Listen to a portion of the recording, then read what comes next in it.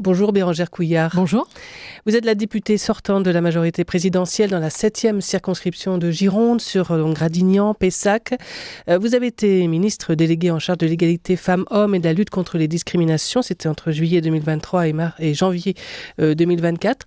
Alors, beaucoup d'élus ont été interloqués en entendant l'annonce de la dissolution de l'Assemblée nationale dimanche par Emmanuel Macron. Des élus aussi de la majorité. Est-ce que ça a été votre cas ? Ça a été mon cas, bien sûr. Ça a été même la sidération, pour tout vous dire, parce que le risque de l'arrivée de l'extrême droite au pouvoir dans notre pays n'a jamais été aussi important. Donc je mesure la gravité de cet instant et en même temps, je sais combien il est nécessaire de redonner, dans un cas aussi particulier, la voix au peuple. Et donc, je me plie évidemment aux élections législatives qui ont été engagées par le président de la République par la dissolution. Et donc, je serai candidate les 30 juin et 7 juillet prochains. Le temps est court, c'est vrai, 30 juin, vous avez choisi de vous représenter. Ces deux communes, d'ailleurs, Gradignan-Pessac, sont parmi les rares qui n'ont pas placé le RN en tête lors du scrutin européen. C'est la liste de Raphaël Glucksmann qui arrive en tête. Donc PS Place Publique, la gauche, qui était déjà votre principal parti d'opposition aux dernières législatives. Du coup, c'est quoi votre combat à vous aujourd'hui ? Mon combat premier, c'est la lutte contre l'extrême droite, depuis toujours. C'est mon engagement premier et c'est celui que je vais mener parce que vous soulignez qu'il n'est pas arrivé en tête, c'est vrai, ce parti, mais il n'empêche qu'il a fait beaucoup de voix. Et quand on cumule les voix des populistes d'extrême droite, c'est très important, même sur la circonscription, et c'est une montée qu'on n'avait jamais vue. Malgré tout, en effet, je suis aussi face à un candidat de la gauche, peut-être de l'extrême gauche, et je combats l'extrême gauche aussi.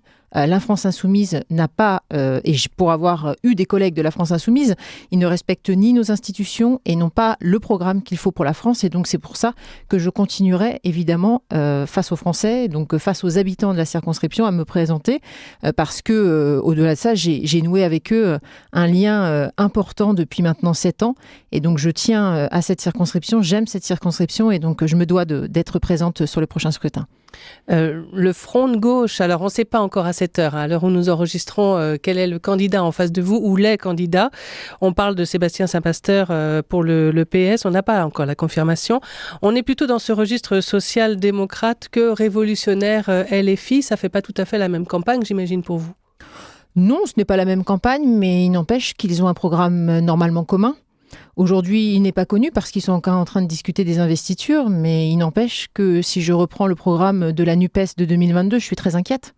Inquiète parce qu'il y a une remise en cause clairement de l'équilibre nécessaire dans notre pays concernant la laïcité. Ils ont aussi un programme qui prévoit 130 milliards de dépenses, de charges supplémentaires et d'impôts pour les Français sur leur programme s'il est appliqué, et un certain nombre d'autres mesures qui sont inquiétantes et qui ne permettent pas à notre pays d'être prospère. Nous, ce que nous souhaitons, c'est continuer à avoir cette dynamique qui permet de redonner du pouvoir d'achat aux Français et également de pouvoir créer des emplois.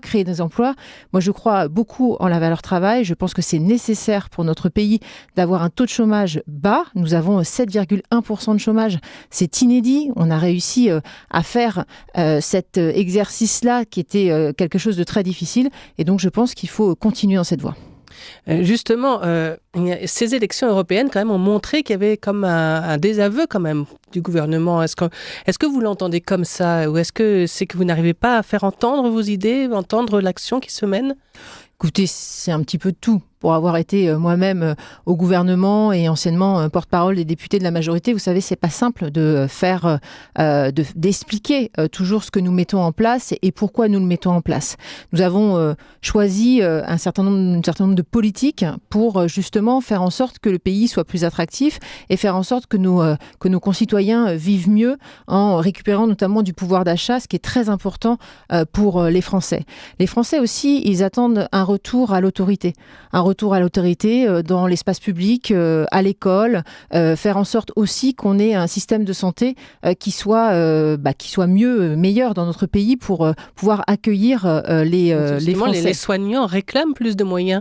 Ils n'en ont pas aujourd'hui du gouvernement. Alors, ils ont eu plus de moyens dans les salaires. On a augmenté sensiblement les salaires l'année dernière, donc c'est très important, mais ça ne suffit pas parce que, vous savez, les salaires, bien sûr, c'est important dans la vie de tous les jours, mais il y a aussi une organisation de travail, de redonner des moyens. Il y a eu des moyens qui ont été donnés pour améliorer le quotidien, notamment dans le matériel utilisé parce qu'il y avait beaucoup de choses qu'il fallait évidemment changer, mais il y a aussi un souci organisationnel et nous étions en train justement de travailler à cela. Vous savez, c'est un travail de longue haleine et nous tâcherons en tous les cas d'être à la hauteur pour pouvoir continuer ce travail engagé. Est-ce qu'il y a un sujet qui, selon vous, est vraiment prioritaire aujourd'hui ? Écoutez, il y en a nombreux. Je vous le disais, moi, c'est l'accès à la santé et l'école. Je crois que c'est vraiment une préoccupation. Le pouvoir d'achat, bien sûr, et continuer la politique écologique que nous menons. Vous savez, l'année dernière, on a réussi à baisser de 4,8% les émissions de gaz à effet de serre. C'est l'équivalent de ce que nous avons fait entre 2012 et 2017. Donc, il faut continuer à poursuivre ce chemin parce que nous avons besoin aussi, au-delà des politiques, évidemment, pour améliorer le quotidien des Français, il faut aussi avoir des politiques volontaristes sur l'écologie pour permettre d'avoir une planète vivable. Alors, une dernière question, c'est un petit peu le joker dans l'éventualité où au premier tour, au soir du premier tour, ce sera l'extrême droite qui arriverait au second tour face, par exemple, au candidat de gauche. Comment est-ce que vous vous positionneriez à ce moment-là ? Est-ce que vous appelleriez à voter contre l'extrême droite ? J'appellerai toujours à voter contre l'extrême droite. Merci, Bérengère Couillard. Merci à vous.